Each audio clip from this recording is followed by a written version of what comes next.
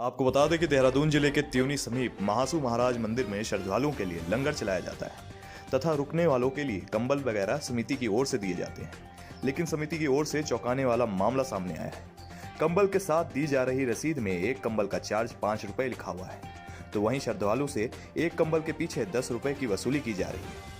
ऐसे में जब श्रद्धालुओं ने कंबल वितरण करने वाले समिति के लोगों से पूछा तो उन्होंने बताया कि 2 साल से एक कंबल का चार्ज 10 रुपए कर दिया गया है और रसीद बुक पुरानी है। लेकिन ये तो अजमंजस की स्थिति बना रही है कि आखिर 2 साल से पुरानी रसीद बुक खत्म ही नहीं हुई है या फिर इसमें भी मनमानी चलाई जा रही है। सबसे बड़ी बात तो यह है कि समिति की अध्यक्षता भी चकराता उप जिलाधिकारी के द्वारा की जाती है। उसके बाद भी यदि इस प्रकार का प्रकरण देखने को मिलता है तो सोचने का विषय है। वहीं श्रद्धालुओं का कहना है कि बात 5 या 10 रुपए की नहीं है, लेकिन जो रसीद दी जा रही है उसमें 5 रुपए लिखे हुए हैं, उसके बाद 10 रुपए लिए जा रहे हैं, जो कि हर श्रद्धालु के जहन में प्रश्न चिन्ह खड़ा कर दे रहा है। मैं अरविंद चौहान चक्रता से आया हूँ। मैं यहाँ हमारी महाराज है, हम यहाँ दर्शन करने के लिए आए थे। लेकिन यहाँ जो हमारी एक वो है सर, हमारा धार्मिक स्थल है, ये हम यहाँ महाराज के पास आते हैं सर। यहाँ हमारा ये जो धार्मिक स्थल, हमारी मुरादें, हम मुराद पूरी करने के लिए आते हैं। यहाँ जो हमारी रात्रि विश्राम होता है, इसके लिए यहाँ मंदिर समिति के जो अध्यक्ष हैं वो खुद ही एसडीएम हैं, और उन्हीं के जो सामने यहाँ जो बिस्तरा मिलता है वो 5 रुपये, मतलब जो पर्ची है वो 5 रुपये की है। उसमें रेट जो दिया हुआ है वो 5 रुपये है, लेकिन जो आम जनता है उनसे 10 रुपये लिए जा रहे हैं।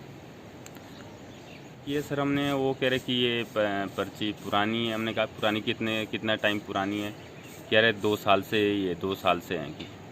तो सर ये 2 साल से पर्ची अभी तक ये इनकी ख़त्म नहीं हुई। और जो ये पर्ची जो मंदिर की जो समिति की है, इनके जो अध्यक्ष है वो खुद एसडीएम है, उनके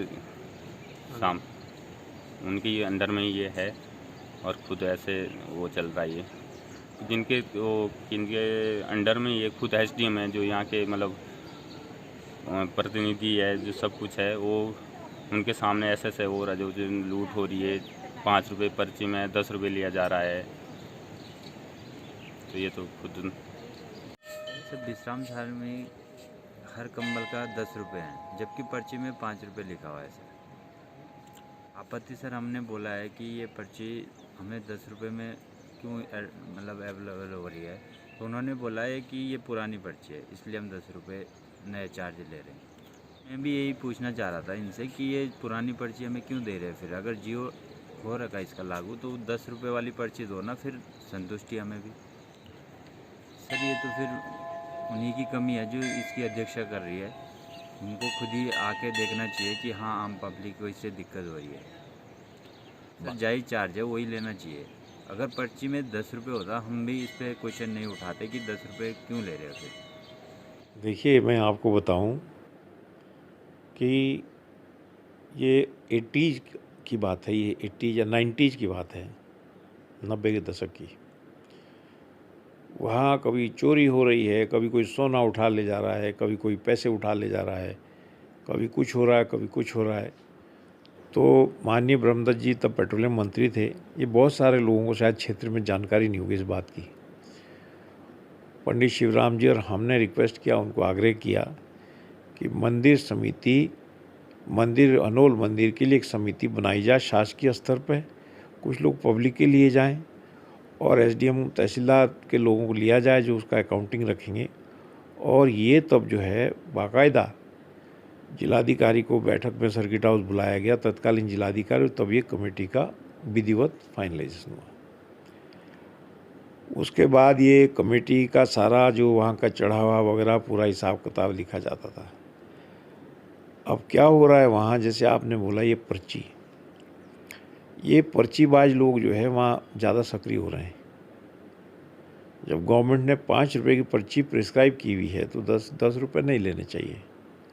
अगर वो ले रहे हैं तो गलत है, वो गलत है। और इसकी क्या गारंटी है कि आदमी बहुत ही परेशानी में कहीं आता हो तो उससे 20 रुपये भी लेते होंगे, 40 रुपये भी ले लेते होंगे। खनौल एक ठंडी जगह है, तो ये इस प्रकार से नहीं करना चाहिए, नहीं लेना चाहिए। वहाँ का विकास हो रहा है, उसमें कोई अड़ंगा नहीं होना चाहिए। कोई उसमें, मुझे पीछे बताया गया कि वहाँ एक ऐसा वातावरण बनाया गया है कि जब भी आर्कियोलॉजी सर्वे वाले कुछ काम लाते हैं तो एक दो कुछ पत्रकार, कुछ जनप्रतिनिधि हैं, सब सारे वही, सबके सब वही हैं, रोल अलग अलग है, ठेकेदारी भी वही करेंगे, सब कुछ वही करेंगे। वो जो है वहाँ पहले जो है हल्ला वल्ला तारते हैं, घेराव करते हैं और फिर ठेका मांगते हैं, फिर आर्कियोलॉजी वालों से ठेका मांगते हैं। अब आप देखिए आर्कियोलॉजी सर्वे ऑफ इंडिया, उनके अपने डिजाइन होते हैं, वो पौराणिक तरह से चीज़ों को उकेरते हैं, बनाते हैं। अब वहाँ हनोल के मिस्त्री क्या कर लेंगे, हनोल का ठेकेदार क्या कर लेगा, क्या बना लेगा वो। तो ये भी एक बहुत दुर्भाग्य की बात है। ये जो किया जा रहा है, ये सब जो है। पीछे मुझे हनोल से फ़ोन आया कि बाथरूम बना रहे थे कोई और वो टूट गए। तो मैंने एसडीएम से कहा, तो एसडीएम ने किसी को भेजा, बाद में उन्होंने मुझे फ़ोन कहा कि हाँ तो काम तो ऐसे ही हो रहा है। अब ये बताइए कि जिन लोगों को वहाँ रहना है, जो लोग वहाँ रहते हैं, वही उस 5वें धाम का बेड़ा गर्क करेंगे इस तरह से, जो सरकारी पैसा है उसको जेब में रखें, उसकी बंदरबांट करेंगे, तो इससे बड़ी दुर्भाग्य की बात क्या हो सकती है। तो ये गलत बात है। देखिए, अगर 10 रुपया वो ले रहे हैं, तो जैसे ही इन्होंने समिति ने कोई निर्णय लिया तो पर्ची उसी समय 10 रुपये की छपनी चाहिए। 10 रुपये के निर्णय को तो लागू कर रहे हैं, लेकिन पर्ची 5 रुपये की दे रहे हैं। तो ये फिर से एक गलत बात है। श्रद्धालुओं को इस तरह से कौन आएगा वहाँ पर। अब ये छोटी छोटी चीज़ों की जो है लोगों पर इस तरह की नज़र रखोगे, इससे हमारा इलाका कलंकित होता है और इन लोगों का विरोध होना चाहिए। ये हो रहा है वहाँ, मामले सामने आ रहे हैं। हनोल के सौंदर्यीकरण के लिए आर्कियोलॉजी सर्वे के काम में दखल नहीं देना चाहिए। जो उनकी कार्यदायी संस्था है उन पर देखरेख रखें कि वो ठीक से उसमें काम कर रहे हैं कि नहीं। जब खुद ही ठेकेदार बन जाएंगे तो फिर तो उनका तो कुछ नहीं है, उन्होंने भी चले जाना एक दिन, जो उनका ठेकेदार हो चले जाएगा। वहीं इससे पूर्व त्यूनी क्षेत्र में ब्यूलाडा हनोल मोटरमार्ग का मामला सामने आया था, जिसमें बंजर भूमि को एक विशेष व्यक्ति ने राजस्व विभाग की सांठगांठ के चलते मुआवजा राशि हड़पने के लिए अपने नाम जमीन को करा लिया, यहाँ तक कि आवासीय मकान को भी अपने नाम करा लिया। मामले की जानकारी पीड़ित संगीता नौटियाल को लगी तो उन्होंने गढ़वाल कमिश्नर और मुख्यमंत्री से मामले की शिकायत की। जिला अधिकारी के निर्देश पर राजस्व विभाग ने जांच की। जांच में भूमि बंजर पाई गई, लेकिन विशेष व्यक्ति ने मामले को कोर्ट में अपील की। मेरी पुश्तैनी जमीन है, वर्षों से उस पर मेरा काबिज है। कोर्ट के निर्देश पर दोबारा से राजस्व विभाग को जांच दी गई, जिस पर राजस्व विभाग ने जांच कर कोर्ट के समक्ष रखा कि भूमि सरकार के नाम है, उस पर कोई कब्जा नहीं है। जिस पर जिला अधिकारी के कोर्ट ने भी विशेष व्यक्ति और दोषी राजस्व अधिकारी के खिलाफ 17 फरवरी 2021 को आदेश जारी करते हुए कार्रवाई के निर्देश एडीएम देहरादून को दिए, लेकिन ना जाने अभी तक अधिकारी क्यों मौन बैठे हैं। Bureau report. देखिए, ये इतना बड़ा घोटाला है, ये इतना बड़ा घोटाला है कि ना हमने आज तक कभी सुना ना देखा कि एक आदमी तहसील वालों से मिलकर गांव के ऊपर एक ज़मीन का टुकड़ा अपने नाम करवाता है, अपने नाम ऑनरशिप करवाता है। उसके बाद वो आदमी नेताओं के पास जाता है कि यहाँ के लिए एक सड़क बना दो, तो सड़क भी मंजूर हो गई। ना वो सड़क कहीं गांव में जा रही है ना आगे जा रही है, उस टुकड़े के लिए वो सड़क मंजूर की जाती है। उसके बाद जो है तहसील वाले हरकत में आते हैं और जिस आदमी ने वो ज़मीन का किया है अपने नाम, उस आदमी ने उसका मुआवजा बना लिया तहसील से और उनसे मिलकर के 16 लाख रुपए करीबन का उसका क्लेम बनवा लिया। यानी क्लेम खाने के लिए इतना परपंच रचा गया कि पहले तो सरकारी ज़मीन अपने नाम ऑनरशिप में करा ली, उसके बाद जो है पॉलिटिकल सहारा लेकर के वहाँ के लिए उस प्लॉट के लिए एक रोड बना दी, ताकि उस रोड जो है उस ज़मीन से जाए। ज़मीन किसी काम की नहीं है, तो उस पर जो है उस ज़मीन पे मुझे मुआवजा मिल जाए।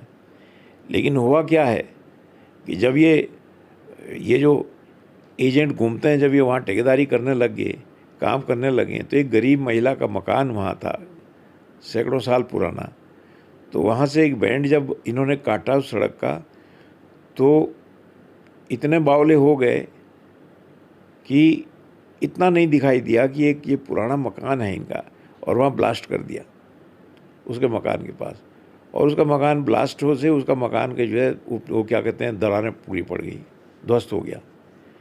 जब ये बात आई तो वो महिला और उनके हस्बैंड ने फिर पता लगाया, तब जाके ये पता चला कि ये कुछ नहीं है, ना ये सड़क कहीं के लिए जा रही ना कुछ है, ये तो जो ज़मीन का घोटाला है जो फर्जी तरीके से अपने नाम करवा करके, और तब इसमें जो है मुआवजा खाने के लिए ये सब बनाया गया है।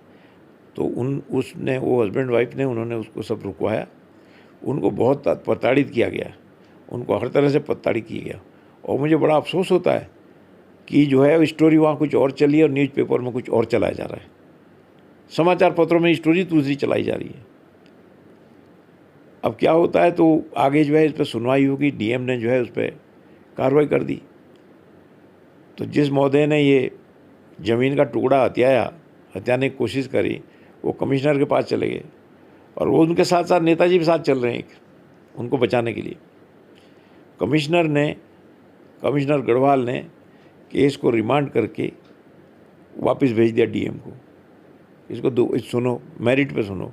डीएम ने अभी 3-4 महीने ज़्यादा हो गया, आदेश कर दिया कि जो इस ज़मीन के घोटाले में जो सरकारी ज़मीन नाम कर, उस ज़मीन को तो खारिज कर दिया, तो सरकार के नाम कर दी डीएम ने, लेकिन डीएम ने लिखा है कि इनके खिलाफ जो है इनके खिलाफ मुकदमा दर्ज किया जाए।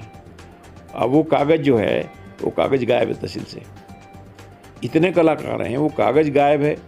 आज मैंने एसडीएम से भी पूछा, वो कहते हैं मुझे पता ही नहीं है।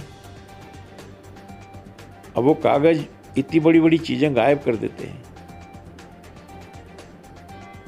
डीएम को भी चाहिए था, जो इतने बड़े इस तरह के आदेश होते हैं तो पीछे से क्या पूछोगे भी नहीं, अपना काम पूरा हो गया, बस चिट्ठी लिख दी, चला गया, भाड़ में जाए। तो ये चीज़ गलत है। और इस पे जो है जो डीएम ने खुद न्यायिक आदेश है, वो ऐसा आदेश नहीं है कि कोई किसी का ट्रांसफ़र तबादले का आदेश है, वो जो है न्यायिक आदेश है, उसमें लिखा गया है कि इसमें मुकदमा दर्ज किया जाए, लेकिन नहीं कर रहे हैं, मुकदमा दर्ज नहीं कर रहे हैं। पूछें तो कहाँ गया कुछ पता नहीं। तो ये हनोल को हम किसी भी सूरत जो है ये दलों के और फलों के हाथ नहीं जाने देंगे। हनोल किसी की जागीर नहीं है, ये पूरे जौनसार बावर का एक धर्मस्थली है। हिमाचल की धर्मस्थली, उत्तरकाशी और मैदानी क्षेत्र से लोग आते हैं। ये कोई यदि वहाँ अपनी जागीर समझ के वहाँ जो है वो ऐसे उल्टे काम करे तो हम करने नहीं देंगे। हमें इसके लिए चाहे कुछ भी करना पड़े हम करेंगे।